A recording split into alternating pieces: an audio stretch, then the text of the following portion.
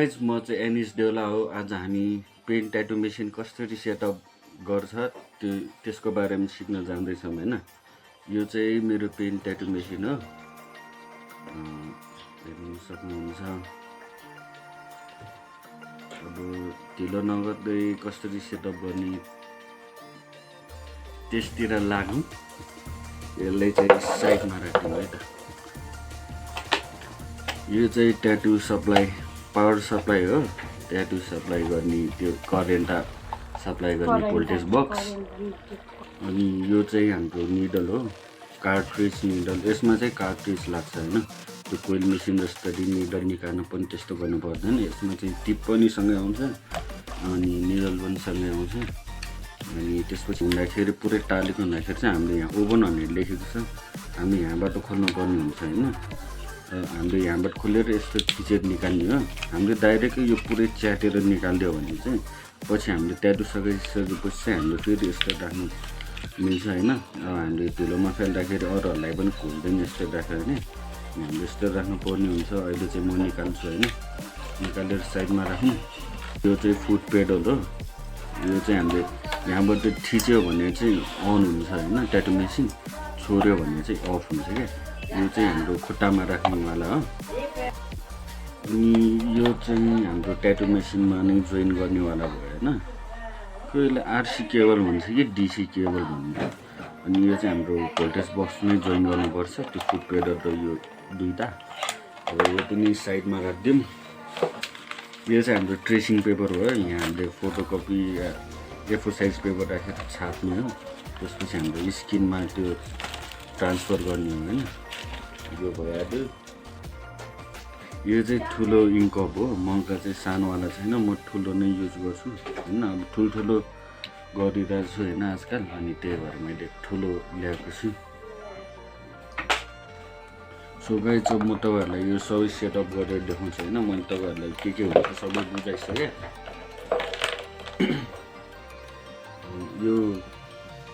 यो फुट पेडललाई चाहिँ म यतिकै यहाँ जोइन गरिदिन्छु हैन। फेरि यो पेन मेसिन चाहिँ लास्ट सर्कुलरमा छ है राउन्डमा, अनि यहाँ सिधामा राख्यो भने हामी चिप्लिन सक्छ। त्यही भएर एउटा ठाउँमा अडेस्टाइदिने वा बक्सामा राख्ने हो। त्यही भएर हल्का सेफ्टी राख्नु पऱ्यो नि त हैन। अब यो फुट पेडलको चाहिँ म हैन अब यहीँ जोडिदिन्छु अहिलेको लागि, जहाँ जोड्दा पनि हुन्छ हैन। यो फुट पेडलको भयो, यसलाई साइडमा राखिदिउँ। अनि यो हाम्रो ट्याटू मेसिनमा जोइन गर्न पर्नेवाला भयो, यो ट्याटू मेसिनमा। अनि यो चाहिँ यहाँ भोल्टेज बक्समा म पनि यहाँ जोइन गरिदिन्छु। पावर सप्लाईको तार भयो, यो चाहिँ यहाँ जोड्ने हो। मैले त्यो अर्को चाहिँ उता मल्टिप्लगमा जोडिसकेको छु पहिला नै हैन। अब म तपाईँहरूलाई अन गरेर पनि देखाउँछु। अन भइसक्यो हेर्नु, अन भयो हैन। त्यो अर्कोमा चाहिँ यस्तरी डिजिटलमा देखाउँदैन, त्यही भएर मलाई यही राम्रो लाग्छ। अब म तपाईँहरूलाई यो मेसिनमा तार राखेर देखाउने छु हैन। मैले त 7मा हानेर आउँछ हैन। अब आफ्नो आफ्नो चोइस गर्नु कतिमा सक्छ। मैले चाहिँ 7.5 त्यतिमा हानेर आउँछु। मैले हालिसकेँ हैन। म तपाईँहरूलाई यो निडल पनि हालेर देखाउँछु कसरी हान्ने भनेर। यत्तिकै यस्तरी छिराउने, अनि भिडियो छिराइसकेपछि लेफ्ट साइडमा ट्विस्ट गर्ने हो यस्तरी, अनि आवाज आउँछ लक भएको होला, तपाईँहरूले सुन्न सक्नुहुन्छ होला। लक भइसकेछ। अब म तपाईँहरूलाई अन गरेर पनि देखाउनेछु हैन। यो चाहिँ पुरै मेस्टअप भइरहेको छ हैन। ट्याटू गर्दाखेरि चाहिँ यस्तो हुँदैन, यो तपाईँहरूलाई देखाउनलाई मात्रै यस्तरी गरेर यो तारहरू पुरै लथालुङ्ग भइरहेको छ तपाईँहरूलाई देखाउनलाई चाहिँ। हेर्न सक्नुहुन्छ यो फुट पेडल भयो, यो ट्याटू मेसिन भयो, सबै जोडिसक्यो। म तपाईँहरूलाई अन गरेर देखाउँछु, आवाज सुन्न सक्नुहुन्छ होला।